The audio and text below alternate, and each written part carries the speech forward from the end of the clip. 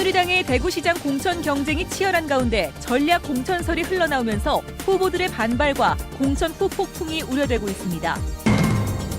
정부가 원격 진료를 도입하기로 하면서 제시한 근거 자료가 부풀려졌다는 의혹이 제기되면서 논란이 커지고 있습니다. 경북대 치과병원이 비정규직에게 예비군 훈련을 돈을 내고 가도록 하고 이를 문제 삼자 재계약도 하지 않으려 하고 있습니다. 프로축구 대구FC가 태국 전지훈련을 통해 팀 분위기를 다잡고 오늘 귀국했습니다. 전지훈련 열기와 선수들의 각오 전해드립니다. 네, 여러분 안녕하십니까? 대구 경북 소식 전해드립니다. 비정규직 직원이 예비군 동원 훈련을 가려 하자 대체 인력을 써야 한다며 돈을 내라고 요구했다면 믿으시겠습니까? 대구의 한 병원에서 실제로 일어났던 일인데요. 이런 어처구니 없는 일이 어떻게 일어난 것인지 윤영균 기자가 취재했습니다. 지난해 6월부터 경북대학교 치과병원에서 임시직 방사선사로 일해온 A씨. A씨는 같은 일을 하면서도 정규직 방사선사인 B씨의 동문회비 파일 작성에 개인 심부름까지 해야 하는 비서나 다름없었습니다. 출근 한 달 뒤 2박 3일간의 동원 예비군 훈련을 가게 된 A씨는 대체 인력을 구해야 하니 하루 10만 원씩 30만 원을 달라는 B씨의 요구를 듣고는 말문이 막혔습니다. 여기가 제 첫 직장이고 하니까 일단 상사가 이렇게 그렇게 말하는데 제가 이건 아닌 것 같다고 이렇게 말할 수도 없었고 제가 또 비정규직이다 보니까. 정규직 B씨는 또 다른 비정규직 C씨에게는 방음벽 공사비에 쓴다며 20만 원을 요구하기도 했습니다. 니인데 좀 부담해가 할 수도 있잖아, 솔직히. 그죠?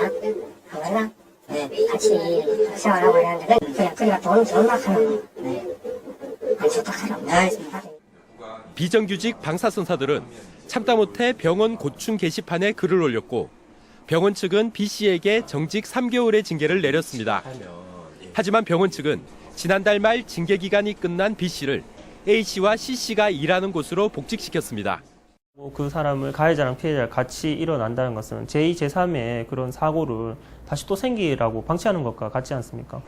문제가 불거지자 병원 측은 오히려 피해자라 할 수 있는 비정규직 A씨와 C씨와 재계약하지 않겠다는 입장을 밝혔습니다. 비정규직은 그렇게 오래 고용할 수가 있는 게 아니지 않습니까? 보통 그래서 얼마 기간 내에 이렇게 사람이 바뀌게 되는데 그 과정에 그 타이밍에 있었던 것 같아요.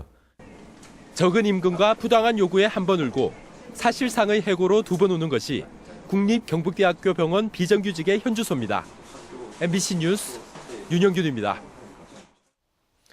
네, 정부가 의료계 반대에도 불구하고 원격 진료를 도입하기로 했는데 그 근거 자료가 대구시가 참여한 국책 사업인 스마트 케어 서비스입니다. 그런데 이 사업의 효과가 부풀려졌다는 의혹이 제기되면서 논란이 커지고 있습니다. 보도에 이태우 기자입니다. 정부는 지난해 11월 원격 진료의 우월성이 입증됐다며 대구시와 정부 그리고 LG전자가 지난해까지 3년 동안 157억 원을 들여 시범 사업으로 추진한 스마트 케어 서비스 임상시험 결과를 근거로 제시했습니다. 그런데 전체 16개 데이터 가운데 의미가 없다는 14개는 제쳐두고 의미 있는 데이터 2개만 가공해 제시해 효과를 부풀렸다는 의혹이 제기되고 있습니다. 연구자의 결론은 이 당뇨병에 대한 원격 진료는 효과가 없다는 것이었습니다. 그런데 산자부는 이것을 효과가 있다고 정리해서 발표를 한 것이 문제가 되는 것입니다. 세금 80억 원이 들어간 국책사업 결과를 공개하지 않기 때문에 의혹과 논란이 일고 있다며 시민단체들은 평가와 검증을 위한 정책 토론을 요구하고 있습니다. 그 과정과 내용, 결과에 대해서 전혀 공개를 하고 있지 않기 때문에 시민들의 알 권리 차원에서 시민정책 토론 청구를 하게 되었습니다. 시범사업은 본사업의 시행을 전제로 한 것이어서 의료계가 반대하는 원격 진료가 도입된다면 스마트 케어 서비스 사업을 한 대구에서 우선 도입될 가능성이 있습니다.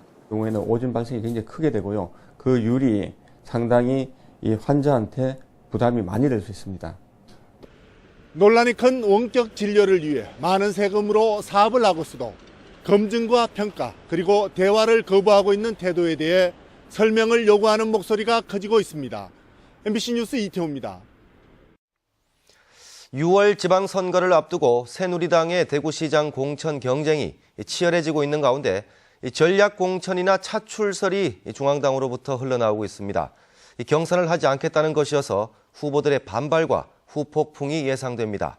이상훈 기자가 보도합니다. 현재까지 새누리당 대구시장 후보 공천에 뛰어들었거나 거론되는 사람은 전현직 국회의원 5명 등 모두 7명. 당연히 이들 중에서 최종 후보가 결정될 것으로 예상됐지만 최근에 또 다른 기류가 등장했습니다. 이들 후보들의 중량감이 떨어진다는 이유로 새로운 후보군을 물색하고 있다는 얘기가 중앙당 안팎에서 나돌고 있습니다. 그건 어느 지역이 있는지 마찬가지. 특별히 대구라서 그런 게 아니고 더 좋은 사람 없나 하는 건 어쩐지 그러는 거 아니에요. 최근에는 민주당 김부겸 전 의원의 대구시장 출마가 확실해지면서 새누리당 후보를 신중하게 골라야 한다는 분위기가 더 강해지고 있습니다. 예비 후보들은 허탈감을 넘어 분노가 마저 든다며 반발하고 있습니다.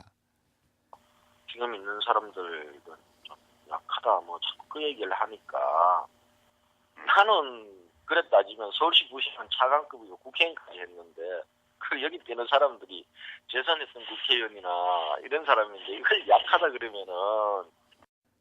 대구의 한 초선 의원은 결국 청와대의 의중에 의해 후보가 결정될 것으로 본다면서 대부분의 초선 의원들이 관망하고 있을 뿐 경선에 대해서는 논의조차 하고 있지 않다고 밝혔습니다.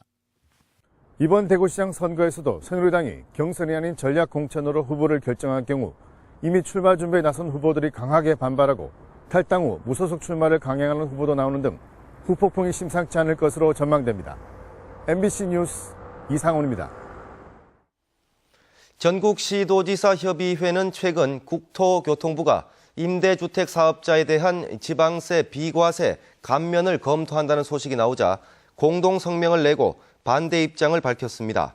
협의회는 지난해 거둔 지방세가 69조 3,600여억 원인데 중앙정부에 의한 비과세 감면액이 15조 2천여억 원이나 된다며 이번 조치가 지방 재정을 악화시킨다고 지적하고 정부가 지방의 재정난 해결을 위해 노력해야 할 것이라고 주장했습니다. 경북 동해안에는 일주일가량 폭설이 내려 피해가 이만저만이 아닌데요. 왜 이렇게 눈이 오랫동안 오는지 또 지역별로 편차가 큰 이유는 무엇인지 이규설 기자가 분석했습니다. 포항은 지난 7일 오전 죽장면 산간에서부터 눈이 시작됐습니다.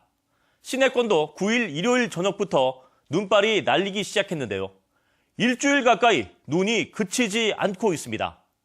황호성 예보관님, 포항이 이렇게 오랫동안 눈이 온 적이 있었나요?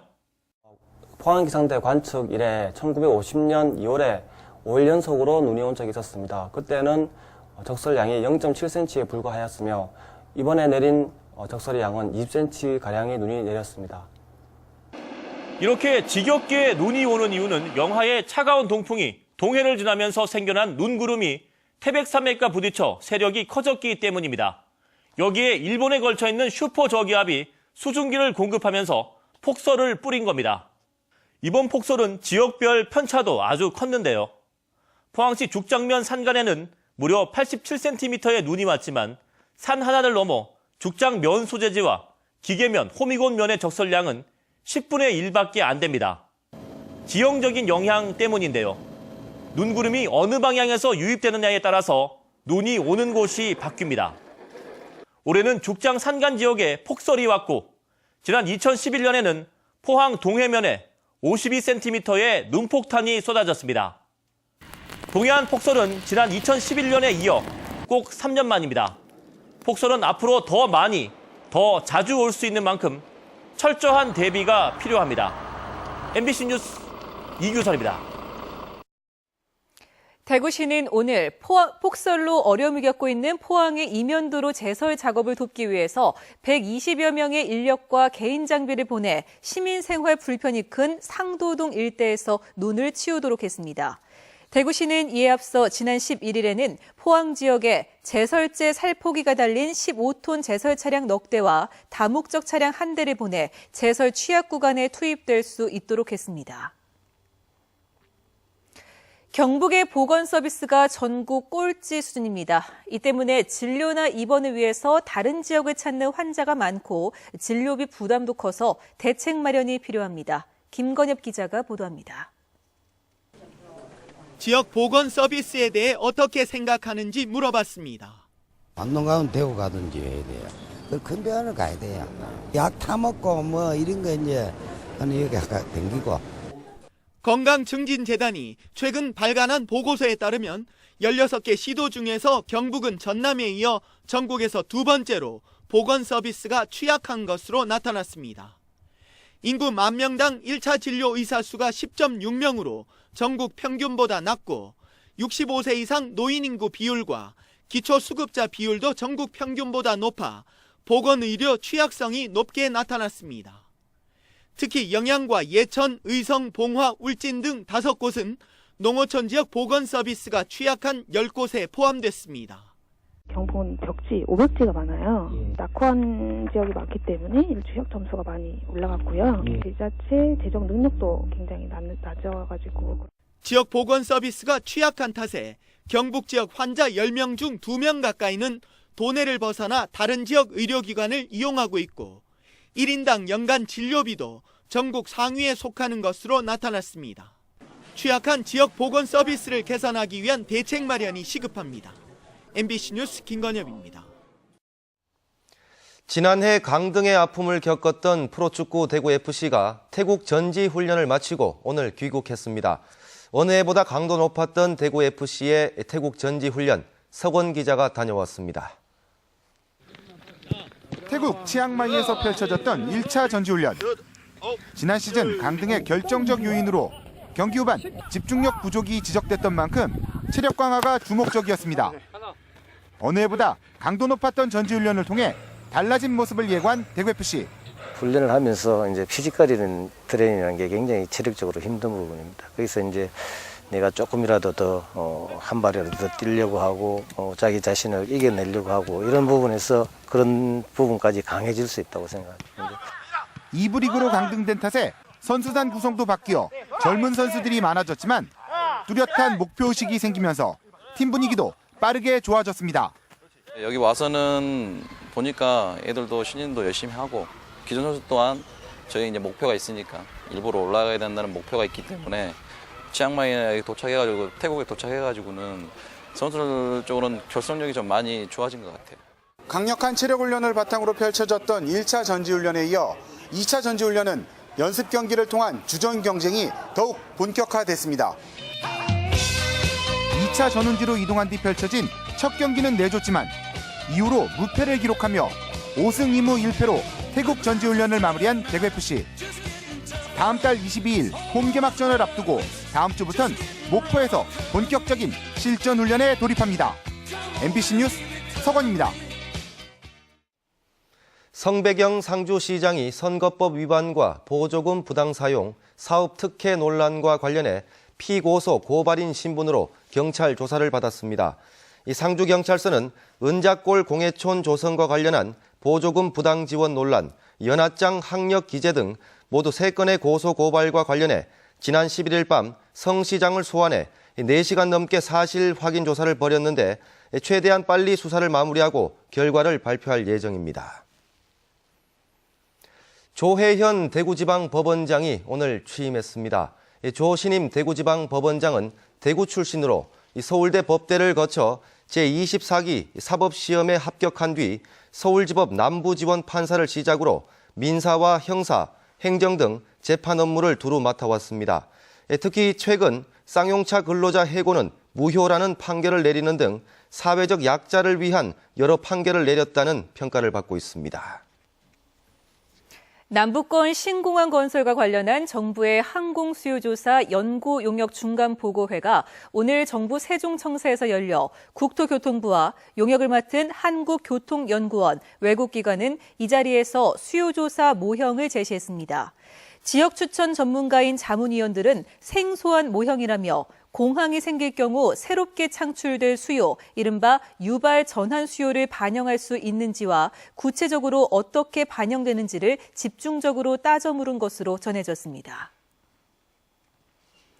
대구시는 오늘 대구 3공단에서 디자인에서 제조, 유통까지 안경산업과 관련한 전방위 지원을 해줄 안경산업 토털 비즈니스 센터 건립 기공식을 갖고 본격적인 공사에 들어갔습니다. 내년 3월 완공될 안경산업 토탈 비즈니스 센터는 7층짜리로 1층에는 안경 가공센터, 2층에서 6층까지는 아파트형 공장, 7층에는 안경 디자인 연구소가 입주합니다. 오늘 낮 12시 반쯤 대구시 남구 봉덕동 복명내거리에서 승용차와 119 구급대 차량이 충돌하면서 119 구급차가 전복돼 구급 차량으로 호송 중이던 환자 73살 박모 씨와 부인 고모 씨가 다쳐 인근 병원에서 치료를 받고 있습니다. 경찰은 직진 신호를 받고 움직이던 승용차가 경적을 울리며 왼쪽 도로에서 나온 119 구급 차량을 발견하지 못해 사고가 났다는 사고 당사자 진술 등을 토대로 정확한 경위를 조사하고 있습니다. 구미경찰서는 지난 10일 오후 4시 반쯤 구미의 한 야산에서 중학교 2학년 7명을 공동 폭행한 혐의로 중3 학생 8명을 입건하기로 했습니다. 2학년 학생 7명 가운데 4명이 턱에 금이 가거나 고막에 이상이 생겨 병원에서 치료를 받고 있습니다. 네, 대구 경북 소식이었습니다.